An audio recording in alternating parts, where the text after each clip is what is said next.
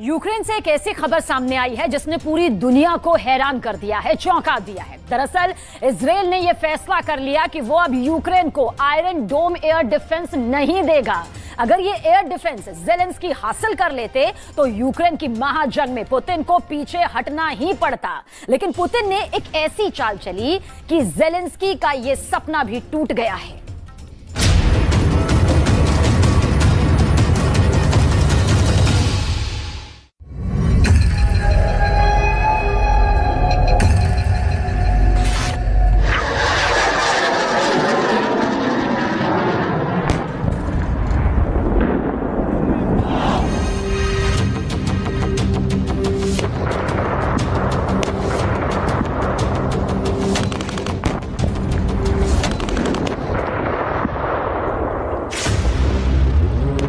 Putin की चाल को समझ पाना मुश्किल ही नहीं, नामुमकिन है।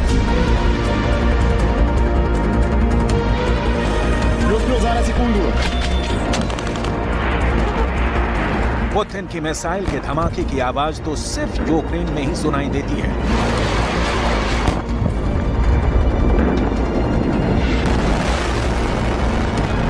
लेकिन पुतिन जब प्रेस कॉन्फ्रेंस करते हैं और बयान देते हैं तो उनके बयानों की गूंज पूरी दुनिया को सुनाई देती है। पुतिन का दोस्त हो या फिर दुश्मन, हर कोई पुतिन की बात गौर से सुनता है। और इसीलिए पुतिन के हर बयान के बाद जंग में ज़ेलेंस्की की राह और मुश्किल हो जाती है। अब नई खबर ये आई है कि इजराइल ने भी ज़ेलेंस्की को बहुत बड़ा झटका दे दिया है। रूस इस वक्त ईरान का जिगरी दोस्त है और ईरान से इजराइल की कट्टर दुश्मनी है। लेकिन इसके बाद भी ज़ेलेंस्की इजराइल से हथियार हासिल करने में फेल हो गए हैं। लेकिन इजराइल ने इस बार ऐसा बयान दिया है कि ज़ेलेंस्की के लिए जंग जीतने के सारे दरवाजे लगभग बंद हो चुके हैं। आखिर क्या है इजराइल के प्रधानमंत्री बेंजामिन नेतन्याहू का अहम बयान?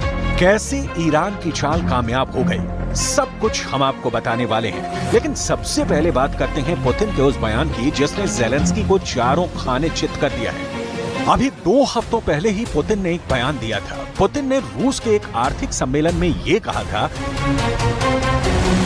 कि ज़ेलेंस्की यहूदी नहीं है और वो यहूदी होने का सिर्फ दिखावा करते हैं। Ну, по технике, значит, каждый день происходит рост, утрата этой техники. Где-то сейчас, на сегодняшний день, 186 танков потеряно украинской армии и 186, по-моему, да, 186 и 418 бронемашин различного класса. Но я уж сейчас не говорю про личный состав, это нужно, чтобы Министерство обороны само озвучивало. Но, повторяю, самое главное, что нет успехов ни на одном из направлений. उस वक्त जब पुतिन ने यह बयान दिया तो हर किसी को लगा कि आखिर पुतिन जैसा स्टेट्समैन किसी राजनेता के धर्म को लेकर ऐसा बयान क्यों दे रहा है। लेकिन अब जाकर ये राज खुला है कि ज़ेलेंस्की अपने यहूदी होने का फायदा उठाकर इजराइल के साथ रिश्तों को मजबूत कर रहे थे, क्योंकि इजराइल एक यहूदी बहुल देश है। और अब इजराइल के प्रधानमंत्री का ये अहम बयान आ गया है कि उन्होंने ज़ेलेंस्की को आयरन डोम जैसा दुनिया का सबसे बेहतरीन एयर डिफेंस देने से साफ साफ इनकार कर दिया है। यानी ज़ेलेंस्की का यहूदी यहूदी भाई भाई वाला फॉर्मूला पुतिन ने फेल कर दिया है।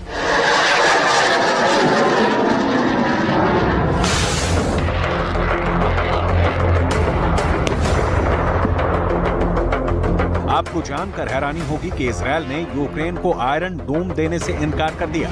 इसकी एक वजह ईरान भी है। आखिर ये वजह क्या है?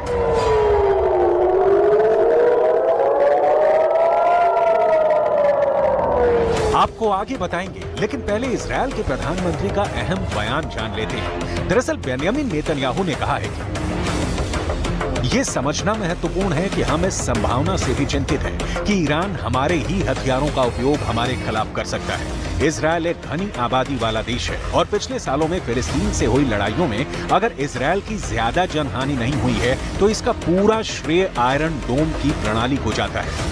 जिसने दुश्मन द्वारा हम पर लक्ष्य कर लॉन्च किए गए 95% मिसाइलों और रॉकेटों को सफलतापूर्वक रोक दिया है।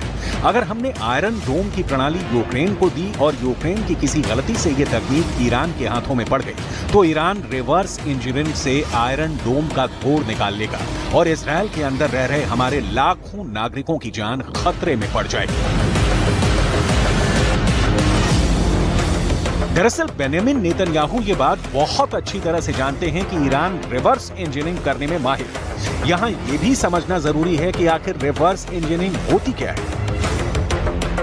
दरअसल दुश्मन देश के हथियार के गुर्जों को खोलकर हथियार की टेक्नोलॉजी हासिल करके फिर दोबारा हूबहू वैसा ही हथियार बनाकर तैयार कर देना ही रिवर्स इंजीनियरिंग कहा जाता है। चीन को भी रिवर्स इंजीनियरिंग की कला में माहिर माना जाता है। वो अमेरिका के कई हथियारों की रिवर्स इंजीनियरिंग सफलतापूर्वक कर चुका है। दरअसल कोई भी देश ये नहीं चाहता है कि उसकी एक्सप्लोसिव टेक्नोलॉजी किसी अन्य देश, खासकर दुश्मन देश के पास चली जाए। यही वजह है कि ऐसे देश हमेशा अपने हथियारों को संभाल कर रखते हैं और दुश्मन के कब्जे में पहुंचने से पहले ही नष्ट करने में भरोसा रखते हैं। ईरान भी चीन की तरह रिवर्स इंजीनियरिंग की कला में मास्टर रहा है।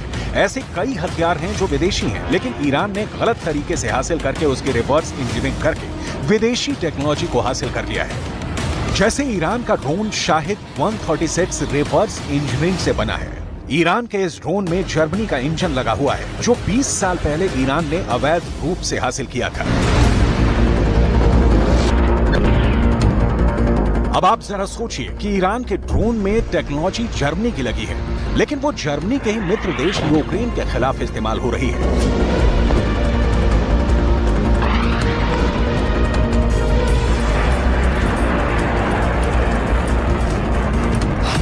इस ईरानी ड्रोन से भी इजरायल को कितना बड़ा नुकसान पहुंचा है, ये आप इन आंकड़ों से समझ सकते हैं। ईरान ये दावा करता है कि उसके ड्रोन शाहिद 136 की रेंज 2500 किलोमीटर है और ईरान की राजधानी तेहरान की दूरी इजरायल से करीब 2000 किलोमीटर है। ईरान की एक हथियार कंपनी है जिसका नाम है IDI। इसे रक्षा उद्योग संगठन भी कहा जाता है।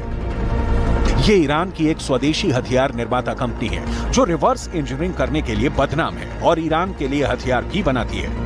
इस पर आरोप है कि ये हाल के कुछ वर्षों में अमेरिका, सोवियत संघ और चीन जैसे देशों के हथियारों की टेक्नोलॉजी को चुरा चुका है। जैसे ईरान ने एक होवित्जर तोप बनाई है जिसे रॉड 2 कहा जाता है। माना जाता है कि इस तोप को ईरान की इसी कंपनी ने रूस और अमेरिका की टेक्नोलॉजी को चुरा कर बनाया है। ईरान ने मिसाइल बनाने के लिए भी संयुक्त राज्य अमेरिका, उत्तर कोरिया और रूस की मिसाइल टेक्नोलॉजी को चोरी किया है।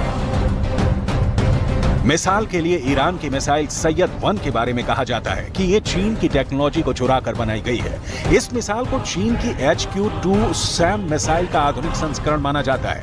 ये भी HA-2 सैम की तरह 200 किलोग्राम का हथियार है और इसकी स्पीड लगभग 1200 मीटर प्रति सेकंड है। दावा किया जाता है कि ईरान की मिसाइल सैयद 2 1979 की क्रांति से पहले संयुक्त राज्य अमेरिका से प्राप्त रिम 67 मिसाइल का ईरानी वर्जन है जो रिवर्स इंजीनियरिंग से बना है। दरअसल 1979 की क्रांति से पहले ईरान और अमेरिका में दोस्ती थी और तब ईरान को अमेरिका ने रिम 66 मिसाइल दी थी जिसकी टेक्नोलॉजी अब ईरान चुरा चुका है। एक्सपर्ट्स दावा करते हैं कि ईरान का साएघे फाइटर जेट भी अमेरिका के फाइटर जेट की टेक्नोलॉजी की रिवर्स इंजीनियरिंग है। दिसंबर 2011 में ईरान ने घोषणा की थी कि उसने एक अमेरिकी RQ-170 सेंटिनल ड्रोन को पकड़ लिया है। ईरान ने दावा किया था कि यह ड्रोन जासूसी करने के लिए ईरानी हवाई क्षेत्र में घुसपैठ करके आया था। ईरान ने अमेरिका के इस ड्रोन को वापस नहीं किया, बल्कि उस अमेरिकी ड्रोन की रिवर्स इंजीनियरिंग शुरू कर दी। ईरान के इंजीनियरों ने ड्रोन के डिजाइन और तकनीक को सफलतापूर्वक समझ लिया और फिर स्टेल्थ ड्रोन का ईरानी वर्जन तैयार कर लिया। इसके अलावा भी ईरान ने UAV, क्रूज मिसाइल और लड़ाकू विमान भी आधुनिक तकनीक वाले तैयार कर लिए हैं। उत्तर कोरिया की योनो श्रेणी की पनडुब्बियों पर आधारित ईरानी वर्जन की पनडुब्बियां भी तैयार हो चुकी हैं। इस वजह से ईरान की नौसेना की ताकत काफी बढ़ गई है।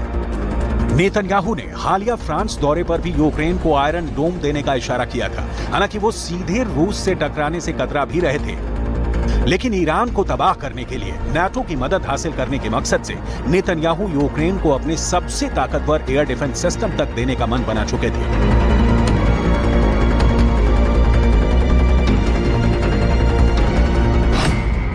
इजरायल का आयरन डोम एक मोबाइल एयर डिफेंस सिस्टम है। ये छोटी दूरी के रॉकेट, आर्टिलरी और यूएवी को इंटरसेप्ट कर सकता है। इसमें interceptor, launcher, combat management, control system और एक ELM मल्टी मिशन रेडार लगे हुए हैं। आयरन डोम 70 किलोमीटर के अंदर टारगेट को इंटरसेप्ट कर सकता है। इसका सक्सेस रेट 90% तक माना जाता है। इजरायल आयरन डोम को दुनिया का सबसे ताकतवर एयर डिफेंस सिस्टम मानता है। यही वजह है कि ज़ेलेंस्की इसके जरिए यूक्रेन को अभेद्य बनाना і тим гарантованіше буде захищеність європейської безпеки і свободи. ज़ेलेंस्की और बेंयामिन नेतन्याहू के रिश्ते भी पहले काफी बेहतर थे, लेकिन ज़ेलेंस्की इस बात से काफी नाराज हैं कि इजरायल उनको हथियार नहीं भेज रहा है। ज़ेलेंस्की आयरन डोम को इसलिए हासिल करना चाहते थे क्योंकि आयरन डोम का परफॉर्मेंस बहुत अच्छा है। साल 2022 अगस्त के महीने में फिलिस्तीन के आतंकी गुटों की तरफ से इजरायल पर 600 रॉकेट दागे गए थे।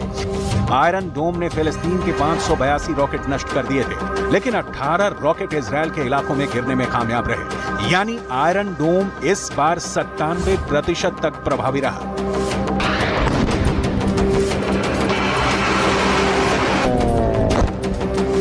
ये साल 2021 की तस्वीरें हैं, जब फिलिस्तीन के रॉकेट को इजरायल के आयरन डोम नष्ट कर रहे थे।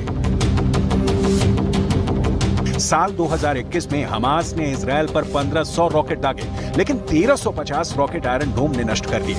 तब आयरन डोम 90% तक प्रभावी साबित हुआ। इजरायल की सरकार अपने एयर डिफेंस पर बहुत ध्यान देती है, क्योंकि वो जानती है कि अगर आयरन डोम नहीं होगा तो इजरायल की हालत यूक्रेन की जैसी होगी। ऐसे में ईरान चाहे कितनी भी धमकियां दे, लेकिन सच ये है कि आज भी इजरायल के आसमान को चीर पाना मुश्किल ही नहीं, नामुमकिन है। कुल मिलाकर ज़ेलेंस्की की सारी उम्मीदें खत्म होती जा रही हैं और ज़ेलेंस्की को अमेरिका से ही सबसे ज्यादा उम्मीद है, क्योंकि आसमान से आ रही पुतिन की मिसाइलें यूक्रेन के लोगों का काल बन चुकी हैं।